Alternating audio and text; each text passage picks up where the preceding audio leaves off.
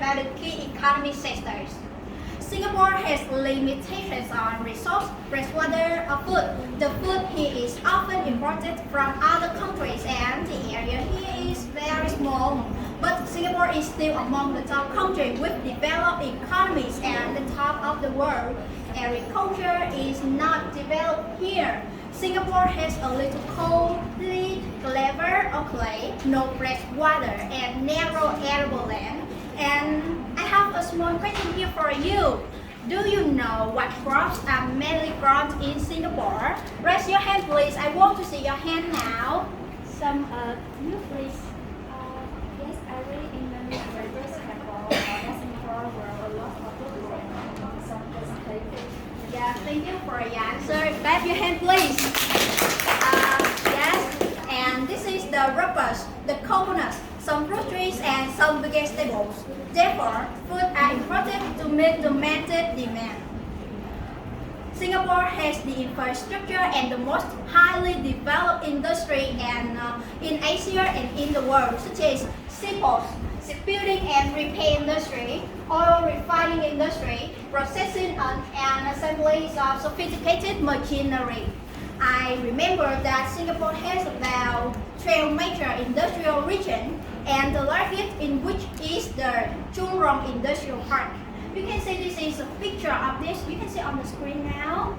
And Singapore is a production of Singapore is a leading country in the production of electronic computer drives and semiconductors. Singapore is also a leading in oil refining and transit hub in Asia. Singapore's economy is mainly based on trade and service, accounting for 40% of national income. Singapore's economy in the late 1890s has achieved the highest growth rate, about 10% in the 1994 and about 8.9% in the 1995. Singapore is also regarded as a leader in the transition to a knowledge-based economy. Now we come to the economic indicators. First is about inflation rate. From the 2018 up to now, Singapore inflation rate is shown through the following numbers. It can be seen from the 2018 to the 2020, Singapore is experiencing deflation. This inflation has reached the negative numbers. That means the general price level of the economy went down continuously, leading to the values of the products go down and leading to the stagnation of the economy activities. This deflation due to the impact of the COVID-19 epidemic. And you can see here from the 2021 to 2022, Singapore's inflation rate increased steadily due to the arrival of COVID-19 vaccines, rising oil and gas prices due to the supply decline or the recent geopolitical tensions, as well as the global supply chain disruptions related to the pandemic. The Singapore government has taken many policies to bring the country through the difficult period of economies, and typically the appreciation of the Singapore dollars to reduce inflationary pressures. Now we come to the exchange rate. The official currency in Singapore is Singapore dollars. It is characterized by being freely convertible. Nowadays, one Singapore dollar is equivalent to about 17,000 Vietnam dong. And you can see on the screen, this is the picture of Singapore dollars. In recent years, Singapore's exchange rate has stabilized like the US dollars. USD, you know that's right. And the Singapore dollar's rate has increased in values. This shows the strength of Singapore's economy and the market convenience in this economy. Now we come to the import-export balance.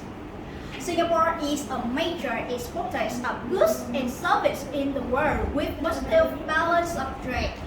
According to the statistics from the Singapore Department of Statistics, you can see here from the 2020, the total values of Singapore's exports was about 277 billion USD, while the total values of imports were just about 239 billion USD.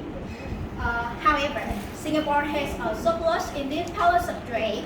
Like in the 2020, Singapore's balance of trade surplus is about 37 billion USD. However, that is not a fixed number because can change over time depending on the Singapore's economic conditions and their trading partners. Now, overall, Singapore's positive balance of trade is largely due to the development of its industry, service, and trade, along with attractive investment policies. Now we come to the final rate, that is unemployment rate. Singapore's unemployment rate is one of the most important economic indicators to measure Singapore's economic status and health. For many years, Singapore's unemployment rate has been very low, often under 3%. However, Singapore is also affected by the COVID-19 pandemic like other countries in the world. So, in the 2020, when the epidemic broke out, the Singapore unemployment rate rose sharply. According to the data of Ministry of Trade and Industry of Singapore, this proportion increased to 2.9%. You can see here in the September of the 2020, the highest level in more than 10 years. This day, thanks to the support and stimulus measures of the government, Singapore's unemployment rate has declined to 2.4% in December of the 2020. This is all things that I want to say with you, and now we come to the FDI in the country with Norway. Thank you, Yến Nhi. Now we move into FDI in